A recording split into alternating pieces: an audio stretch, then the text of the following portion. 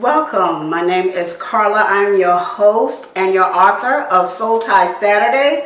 And I have with me a guest co-host, and his name is Dominique Howard. Y'all probably already recognize him from a segment that he did with us a few months back, Dominique, on mentality.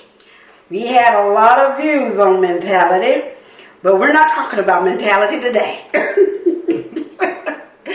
So before we get started with this show on today, we want you to we want you to share this podcast, and we want you to go to Breaking Unrighteous Soul Ties on Facebook and like and share. We also want you to go to our YouTube page, Soul Tie Saturdays, and of course Instagram. We want you to go to Breaking Chains 9 and view this podcast. We are coming to you with some good, relevant content on today. And just so you know, Yvette is not with us on today. We're giving her a break on today from being the co-host. So we miss you, Yvette, and we are looking forward for you coming back and being with us at the table. But for right now, we want to let our guest co-host, Dominique, we want him to introduce himself. And just so to give you a little disclaimer, so you all know, Dominique is my son. Don't we look alike? I look like me. I look like me.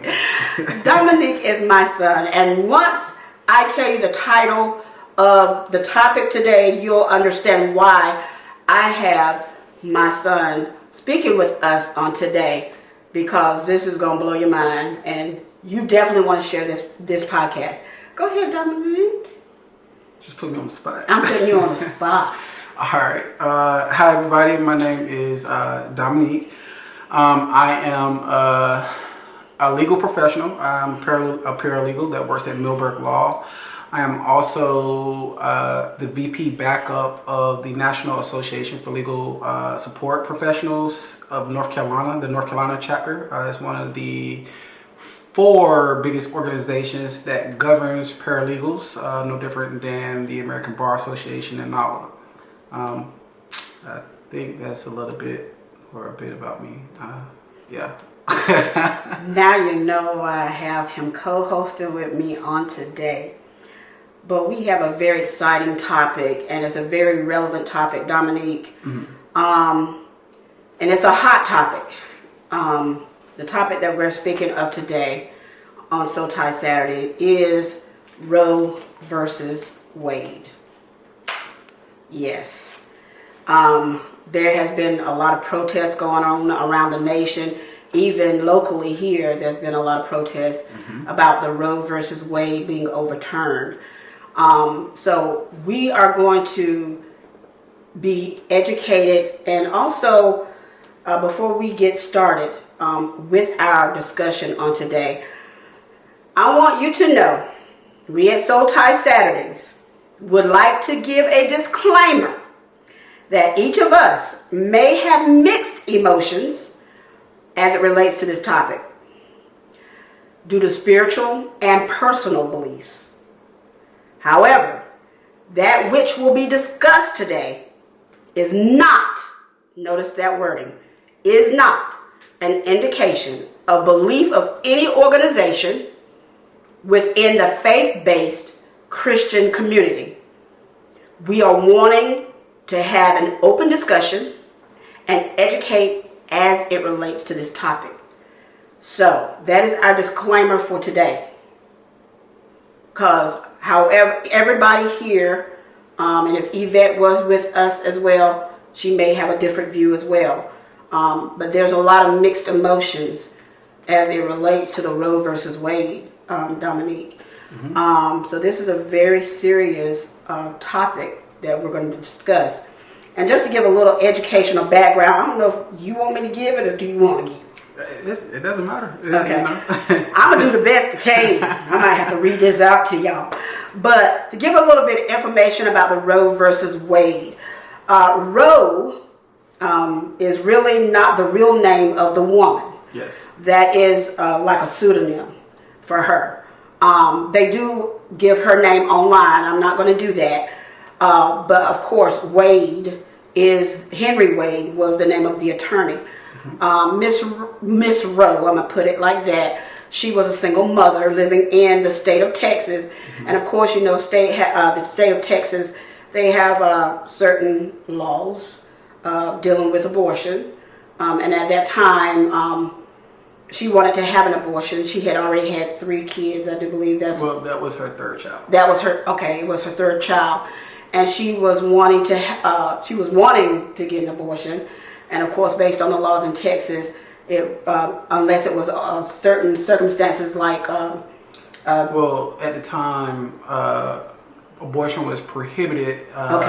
Except the only exception would be is if the mother's mental health or if it was cause of life to where it had to be terminated to protect the mother. See, he should have did this because I was trying to find the words. I knew what it was, but trying to find the words. But so she had talked to 2 female attorneys who represented her, and they actually sued Henry Wade, and it got so far that it went to the Supreme Court or the Justice Department.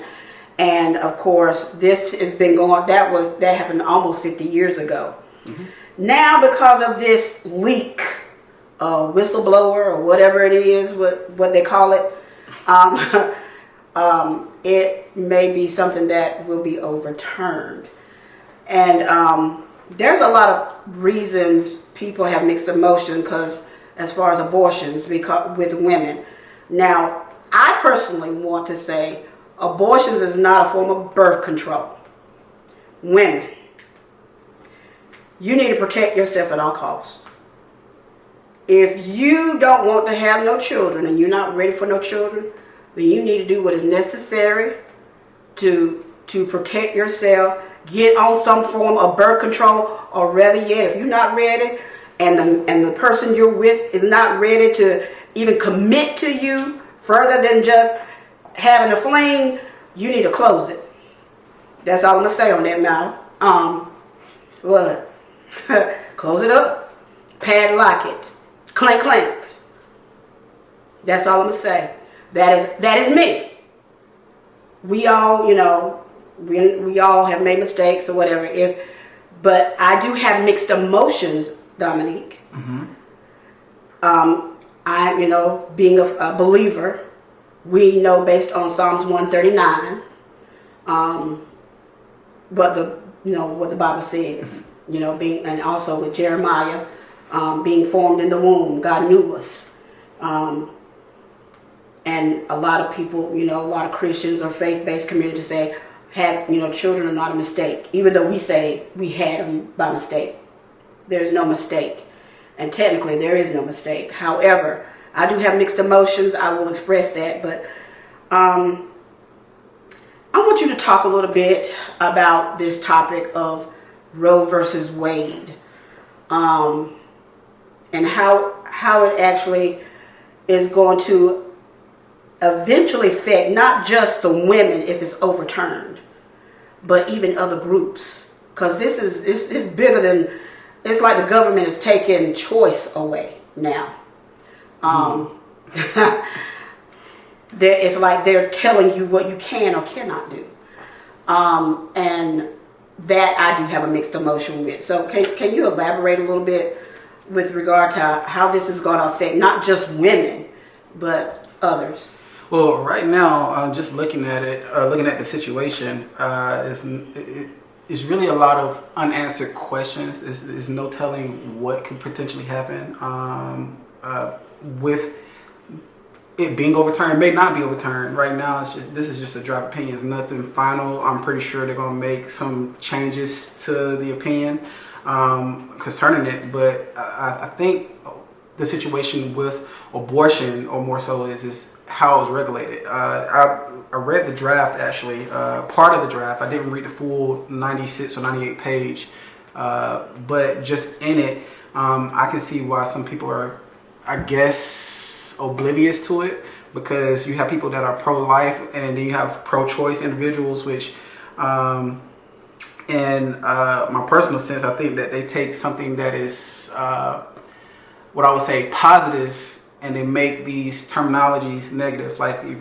you're saying, "Hey, I'm a pro-life person," right, you're against abortion, or if you're pro-choice, you're saying that you are for abortion. But in actuality, being pro-life, I think everybody will be pro-life, right, more so because you're saying you're for life. It's just, I think, circumstance that people are saying when it comes to being pro-choice, taking away life, or being for abortions, but one of the things is I had to write it down because I didn't want to forget. I didn't want to stray off topic. So one of the things that I wanted to say was, if you don't know a little bit about Roe vs. Wade, it's exactly what you said. It was a woman. I won't disclose her name. Even though you can, it was Jane Roe, Texas resident. Right. She became pregnant in 1969 with her third child. Again, at the time, it was prohibited, and I think nationwide it was prohibited for abortions. But the attorneys, they filed a suit in Texas because of the Texas statute stating that it was unconstitutional. Right. It wasn't until January 22nd that there was a court rule 7-2 ruling, meaning that it wasn't by unanimous decision. There was 2 justices that disagreed or dissented out of the 7. That the due process clause, which gives you, the 14th Amendment to protect your rights, your liberty, life and liberty, they state that abortion can be permitted. But at the same token, the court ruled, and I'm going to just say here that how the court handled the issue is that they introduced the trimester timetable as to how abortion should be regulated. So they couldn't. They regulated the ruling more so to say that at the second trimester, the government could regulate the abortion procedure. As far as the justices and the 7-2 decision. Yeah. So so the Supreme Court ruled, it was a 7-2 decision. The due process clause of the 14th Amendment protects a pregnant woman's right to have an abortion. However, how they handled the process was that they stated that they introduced the trimester timetable as to how abortion should be regulated or performed. More so it's during the second trimester the government could regulate the abortion procedure, but only for the purpose of the mother's health and not the fetal life of the baby. And it was only at the last 2 weeks of the trimester, the second trimester, if I'm not mistaken, that it will be up to the government to whether they can prohibit or allow the abortion to take place at that particular time. Mm-hmm. So that was pretty much Roe v. Wade until you go to Planned Parenthood v. Casey, which happened in 1992. Where the court overturned, so they still upheld in favor that that women still should be able to have the right to have an abortion. However, the trimester framework of it was overturned. It was in favor of the viability analysis, meaning what is the conclusion of when life is viable for the baby at a particular stage. So it gave the states the right to implement abortion restrictions that could be up or during the first trimester. Mm-hmm. And I think that was pretty good because, or not pretty good, I shouldn't even say that. That was, I think, more so like a loophole because Texas then last year, which is funny, last year, September 1st, 2021, is it 2022? Yeah, 2021. They passed a bill was proposed. It was called the Texas Heartbeat Act. Right. And that actually allowed for it banned abortions at the sign or detection of the fetal cardiac, the heartbeat more so activity, which occurs at 6 weeks. So they could technically ban you. There's heart that shows viability right there. That hey, there's a life because the heart is actually beating, and they could actually stop the abortion or whatever the case may be. Not only did it do that, it also granted members of the public to sue anyone who would perform an illegal abortion at a minimum of $10,000 for statutory damages, plus court costs and attorney fees. But it was enforced by private citizens. So that's the only loophole, that the citizens could actually sue the providers that was doing this. And if they were doing it at a rate to where they had to slow it down and say, hey, you know what, I don't want to have this liability on me. So we're just going to like put a stop, because so at 6 weeks it gave Texas the right to say, hey, you can't do this abortion. So that is pretty much abortion. Well, before that, abortion was allowed up to about, I think, 20 weeks. It was either 26 or 20 weeks. I don't really remember the actual date, but I know it was around that time frame. But if this particular situation happened, I think a lot of people I've heard, which I actually read, it was so funny. A lot of people, well, it's not funny. A lot of people or for women, I think they were more scared because there are prohibitions, abortion prohibitions, because if it's overturned, it gives the state the right to pretty much enforce whatever statute or to go back, whatever that they have. I mean, it's not where they got where it's going back. There's still things that are in place. It's just not enforced. So it gives the state the right to enforce whatever prohibitions that they have, whatever statute they have concerning abortion. It's still, even if it does overturn, it's not saying that, hey, you can't have an abortion nationwide. It doesn't do that. And I think that's the fear that the media is placing on everybody, is that if this is overturned, that you can't have an abortion at all. Right. But that is not the case. It's just giving regulations up to the state and even federal on, I guess, the timetable of when you can abort a child, because it's talking about more so the viability of what the sign of life. When does it determine life? And this has been something, a big controversy. It's been something that's been debated upon, the morality and ethics. At the end of the day, I think it's just more so, it's just a lot of unanswered questions. I know that I was doing research and I was reading one that they think that this could be the potential start of a mass incarceration against women. It failed in Louisiana. There was a bill that was introduced that if a woman were to get to have an abortion, that they would be charged criminally with murder of a woman, but that it was failed. It was a bill, they introduced it, it didn't go through. I've seen where if you're having a same-sex marriage, that people are saying, hey, because of this particular bill, or not bill, but because of this particular draft or this opinion, that if they overturn that, like same-sex marriage will be sought out, interracial marriage will be sought out, contraceptives will be also sought out, which is in the draft opinion, if you read it, that's not something that is true at all. Actually, it was talked about, but it was talked about in a way that they're not going to pursue something because that was done by unanimous decision. The Loving v. Virginia, right, that was unanimous by everybody. So that's an actual ruling. That was a part of the 14th Amendment. The 14th Amendment was used in that ruling to say, hey, you can have interracial marriage. You can have these things. It protects your life, your liberty, your freedom to do what you are as a citizen of this country. Right. But this more so is just strictly for the abortion part. And when I looked at it, I'm going to leave my personal opinion out of it, but there is a heavy debate on Roe v. Wade should never really even happen, because the argument was very weak, and it was really inclusive because there's nothing in the Constitution that protects abortion or says anything about abortions, and that's what the Justice Alito was actually presenting. There's nothing there, and the 14th Amendment really doesn't necessarily protect it, because it was talking about life or liberty, and when you talk about abortion, you're actually taking the life of somebody else. It's like it's disregarding the life that's within, even though it's within you, it's still a life. Okay. And that's the viability part. So I want to interject a question to you.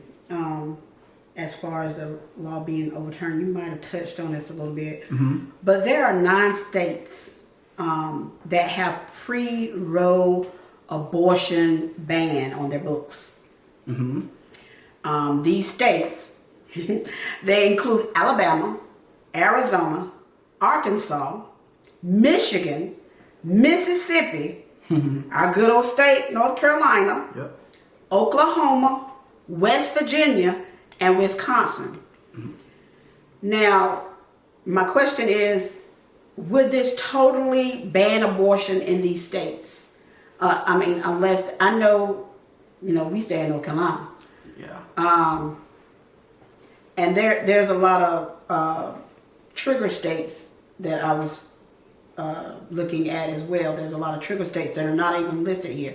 So if this was to be overturned, how would it affect those states? Are they going to go back to their pre-Roe books, what's on the books regarding abortion, or are they looking to change the books or change the law a little bit?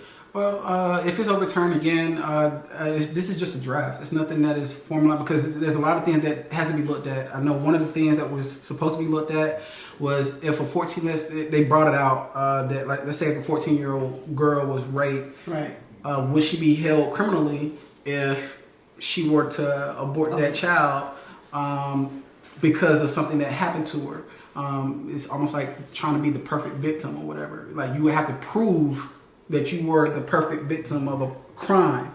The Mississippi law, the draft actually endorses Mississippi law, and that pretty much, the Mississippi law issues a ban aborting that starts at 15 weeks from your last menstrual period, which is also something that a lot of people was talking about because of HIPAA, that if you were to do this, it gives the government right to look at your medical So history. it gets rid of HIPAA.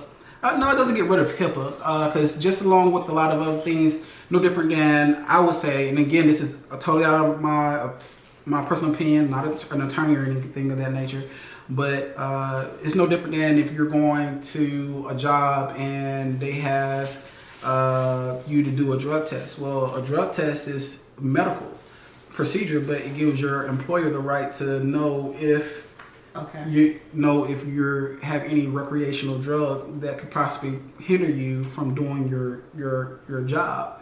It's no different than that. It's just giving the government the right to say, hey, if you're in a prohibition state that states that abortion, there's a ban on abortion, and you try to cross state lines to get it, that they have that right to be able to look at it and see what's going on if you were to go back because you're a resident of that state. So they have jurisdictional power over you.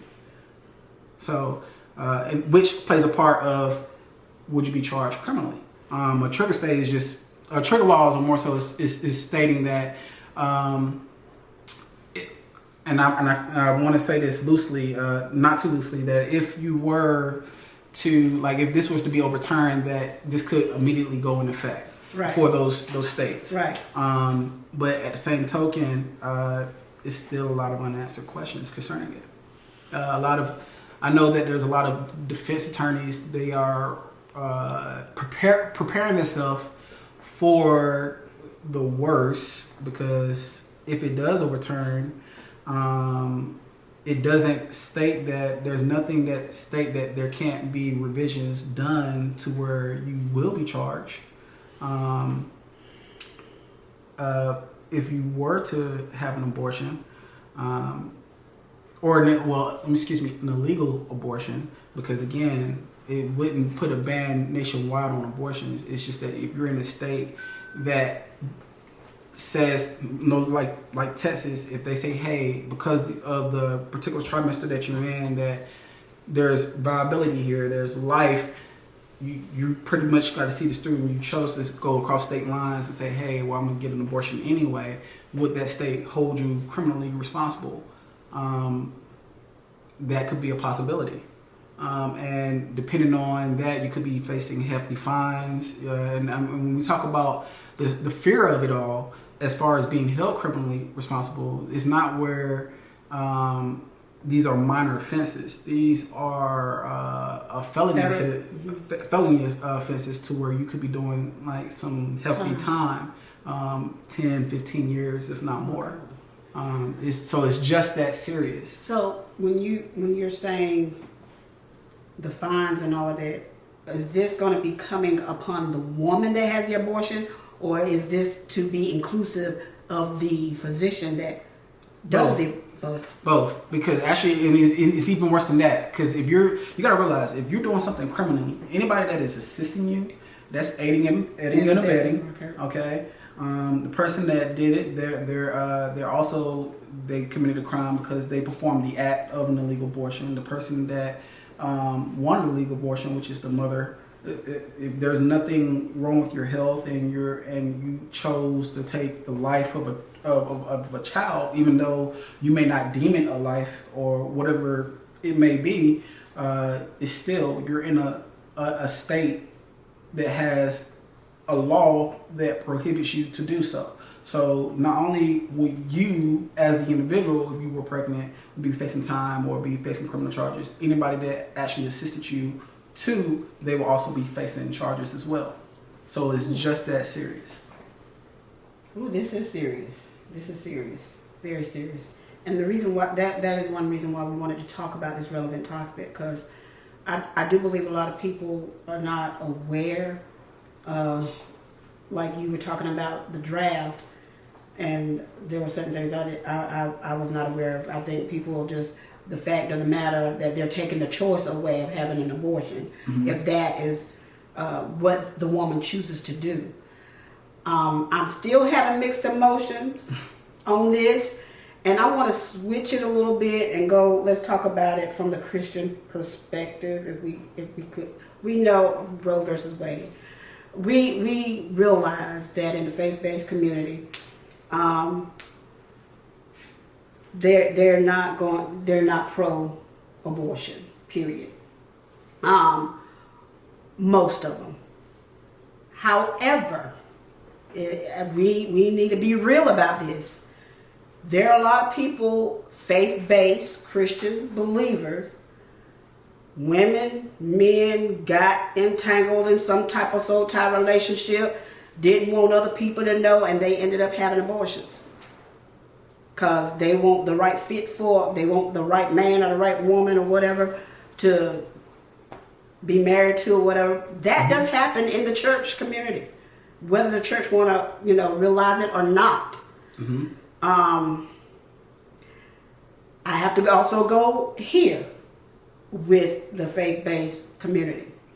We have been, even now, there is a trial going on with the Southern Baptist Convention about sexual liberties. And we can also go back some years, recent years, as far as faith-based leaders taking liberties, sexual liberties with young girls.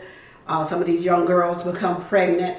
Now, some may have had their babies, but some did get abortions. I mean, more than likely they got abortions. Now, you're talking about this as the women or the girls being minors. Minors, and didn't talk about it until after they became grown. So we do have that going on. However, they are so against abortions, but they're also, how would I like to put it? They're taking their authority, I would say, and utilizing it in a bad way to kind of trick these young people. And I'm talking women, because only women can, house children or have babies. And that's a traumatic experience. And so but yet they'll say, and even I actually read an article about, no names given, but this particular pastor did have relationship for years with a young girl. He was married. He was supposed to have been counseling her. And that's how it begins, counseling. the young, you need to have your wife in there if you're going to be counseling, or why ain't your wife counseling? But anyway, that's another story for another time. And he was actually, to me, it's considered rape. He was coercing this girl for years until she was like 20. And sometimes, I don't know why the young lady did not until later admit what was going on, and he of course denied it. I don't know if it was a fear, because they do, sometimes these leaders do put a fear in these women that if you say something, they try to use scripture to back it up. You're going to hell or whatever because it was you that made me do it. Let's get real with this. This is real stuff. So let's just say if that particular woman, she did not get pregnant, but let's just say if she did. So that's one reason why we need to be real. It's not just things that happen out there. It also happens in the faith-based community, and it's just hush, hush, keep silent, and trying to make it like the women are loose when actually they're being taken, these little girls or sometimes women are being taken advantage of. I was actually years ago in a church where the pastor actually, it was a grown woman, having relations, and he was married. So, I mean, and we hear about it all the time on the news, especially if they are very renowned. So I have mixed emotions on this. And I really do, because I am pro-life. I'm also pro-choice, depending on the situation. That is me. Please don't judge me, judge yourself. I am pro-life. I have been there before as far as having an abortion. That was pre you and all of y'all. So I can, and it was not the situation that anybody would think. However, I am pro-life. But given the situation and being in the Christian community, we have to be a little open to the detriment that it might cause down the road.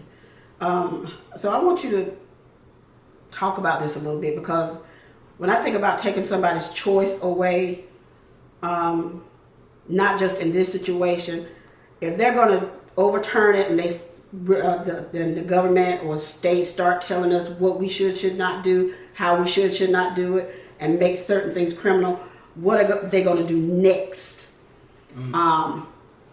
To make they could start coming after Christians in a way, or any other group. We already dealing with Black Lives Matter, that's still going on as far as choices. I mean, come on. I mean, a whole lot of things. We're celebrating, the emancipation of slaves, but there's still a lot of bondage going on today. To me, this right here is a part of the bondage. So, give me your thoughts regarding the perspective from the faith-based community, because we kind of know, but it almost contradicts itself. Because we know that a whole lot of stuff is going on and now on the news being exposed. So it's like a contradiction. Well, it's not kind of, it is a contradiction. Coming from a faith-based perception, I think the problem is when you look at when the Constitution was written, at the time frame, it was predominantly Christian. So a lot of the values that you see in law more so stems from a religious background. Right. But at the same token, I'm a firm believer that church and state should separate, because when you talk about the ethics of it all, ethically, with abortion, without abortion, whatever is going on in church, it's a crime. It's just a crime that's not being spoke of. And that's the taboo thing. Church, they tell you that you should obey the law of the land, but at the same token, the contradiction is that they want because of what or how it will represent the church as a whole, or just one individual introducing himself as a whole to the church, that he brainwashed and tell people to be silent. And or he or she, let me not just make it out to one person, but he or she says to be silent.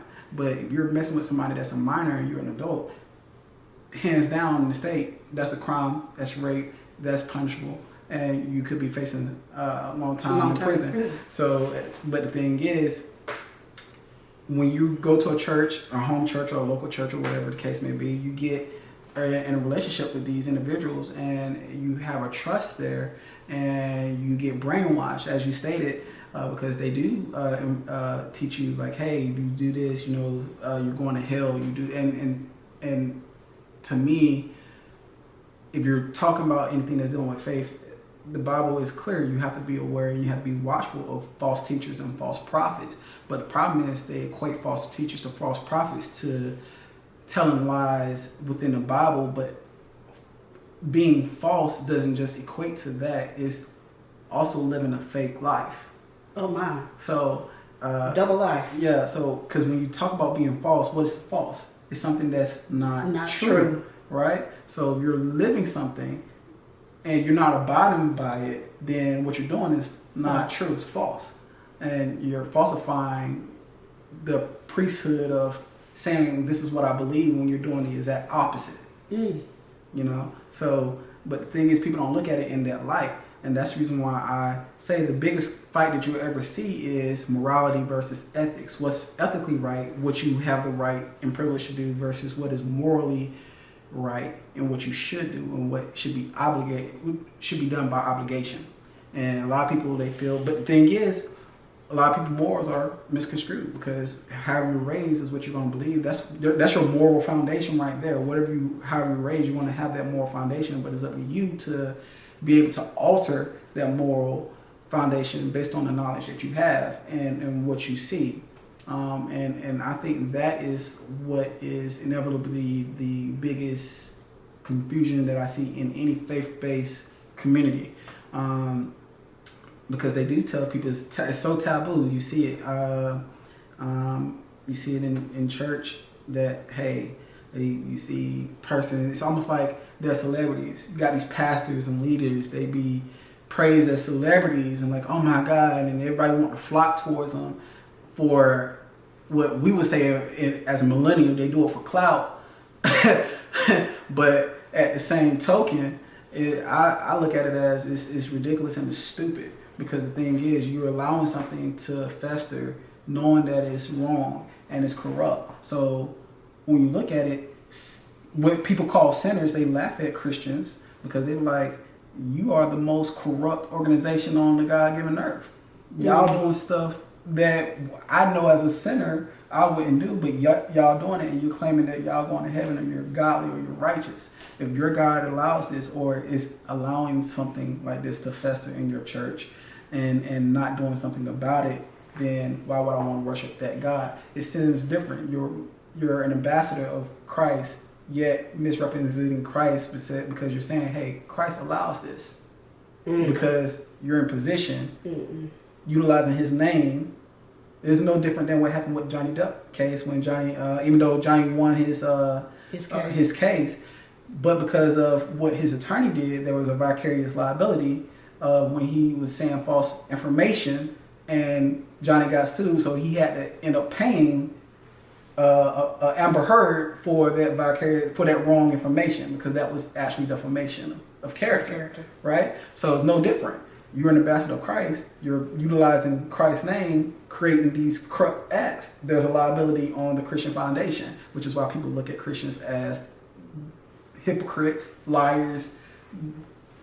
And now, not even, which is really funny, a dead religion is going away. Christianity is literally going away. It's the most hated religion it's always been, but it's now a dead religion is not being practiced even more now because of the era that we're in with the pandemic. You saw a decline in people going to church. You saw a decline in people actually even returning. You still see a decline in people not even doing streaming because now they're taking time to themselves and trying to figure out who they are or whatever. And then you see rises of divorce in Christian communities. I know the last time they said that divorce was at like a 75% rate in the Christian community. Now it's even higher because you've been with a person X amount of years on the basis of you shouldn't get divorced, and now people are now realizing like, hey, I can't be with this person. We're not clicking.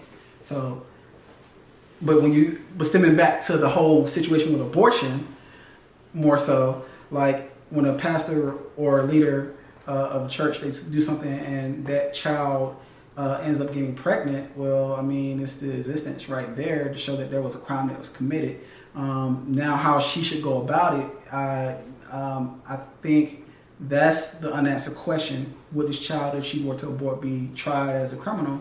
Well, state law still would, rule, or I would say state law on how minors should be tried criminally would reign supreme over that, or if it should be, because it is very fickle. And again, it's not even really a surety that would even be the case, because some prosecutors are even saying that even if it is overturned, they're not going to enforce it. So it's just really up to the state that you're in.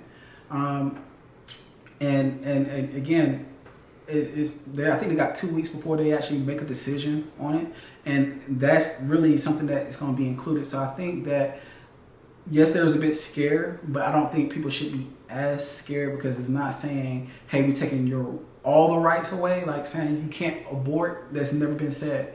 It's just saying how it should be regulated. It's more so regulations on when you should abort a child, and because if there is life there, then technically if you're utilizing that particular 14th Amendment of protection of life and liberty, then why would you take another life away and take their choice away for a living?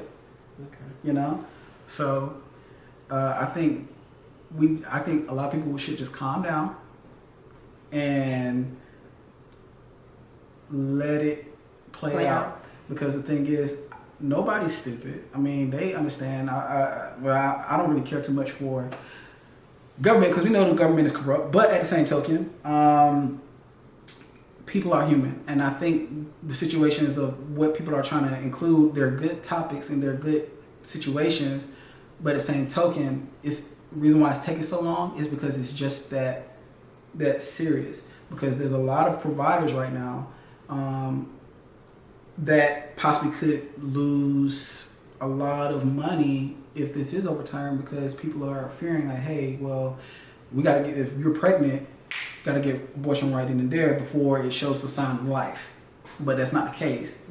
Review the best thing I should tell anybody or any paralegal: speak to an attorney. That's the first thing. Speak to an attorney, because the legal language can definitely confuse you.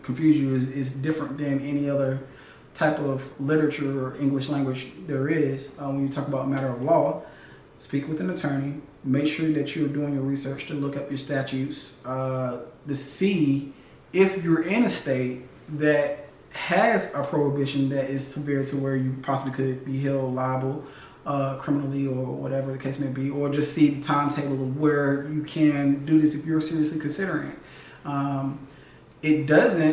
This is a thing. It doesn't take away contraceptives. That was never even the case. So you still can have contraceptions. It doesn't evade your HIPAA laws. HIPAA will still be active.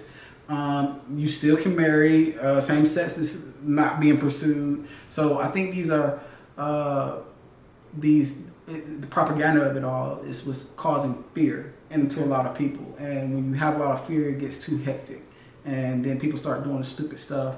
And I've seen on TikTok where people was like, well, if you go here telling people, like, if you're in a particular state and you want to get an abortion, let that person stay in your house and help them out, do this, take them to the clinic or whatever. Well, to me, I would say, dummy, you just admitted on camera for people to do this, and if they do it, it's making you liable because you're the one who introduced it. And if they do, they could say, well, this person told me to do this because you told them where you could go.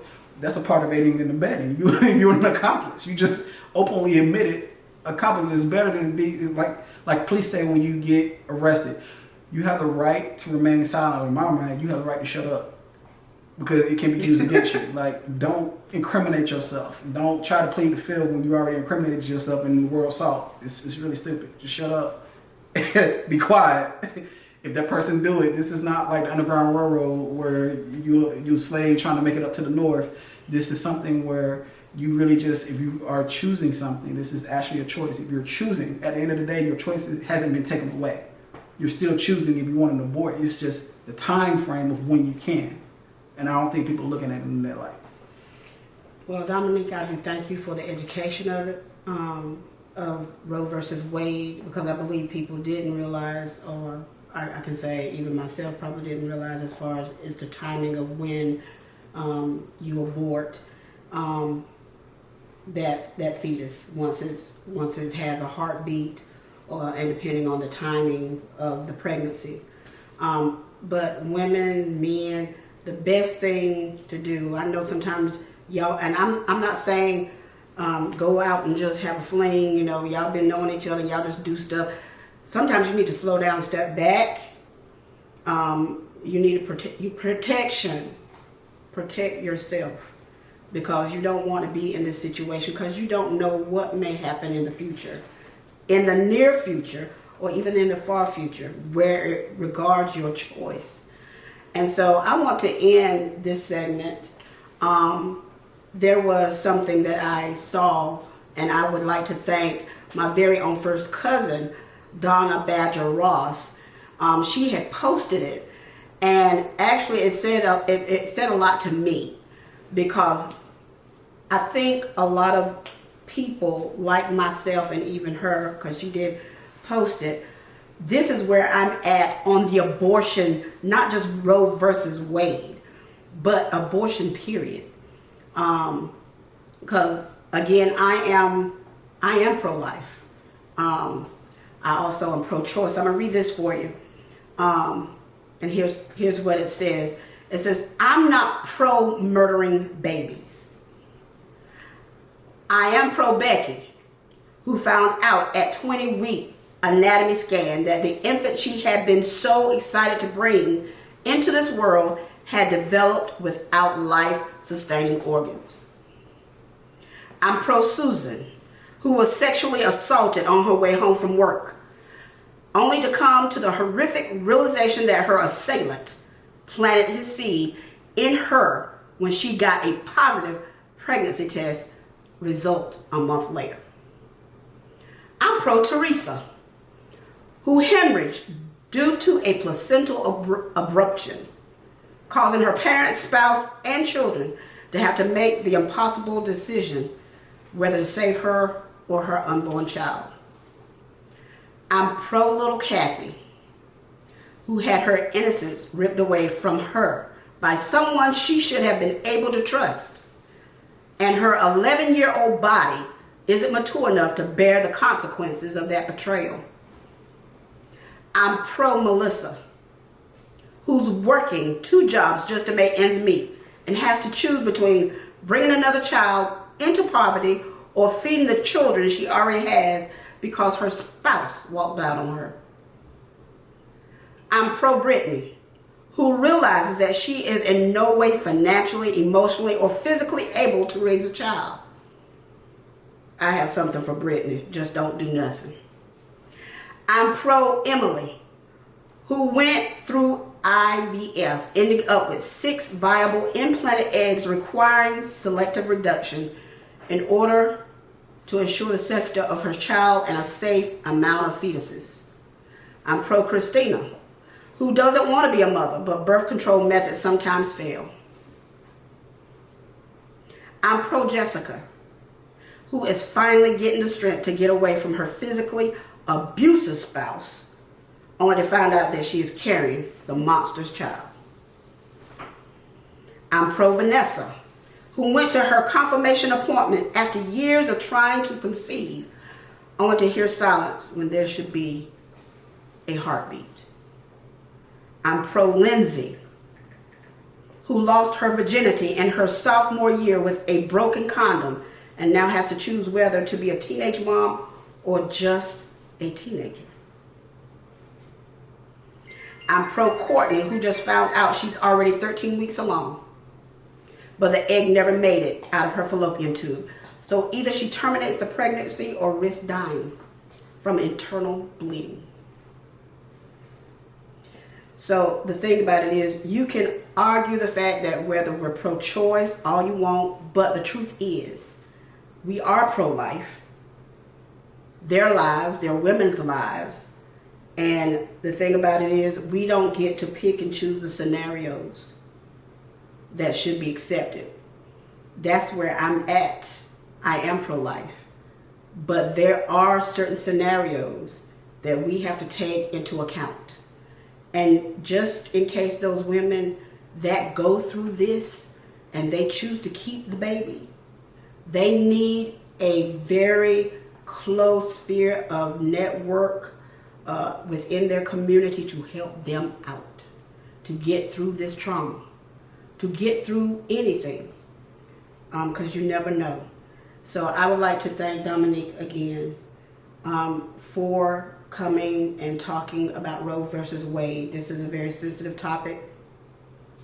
It is about choice, but it's also about doing what's right. Women, I say again, do not just live loosely, and just because you're in the heat of the moment, you still need to protect yourself, especially if you don't want a consequence that you can't live with. So we are here on So Tied Saturday. If this segment really did a lot for you, please like and share it. We will see you again next month on the fourth Saturday. We're breaking chains to restore lives.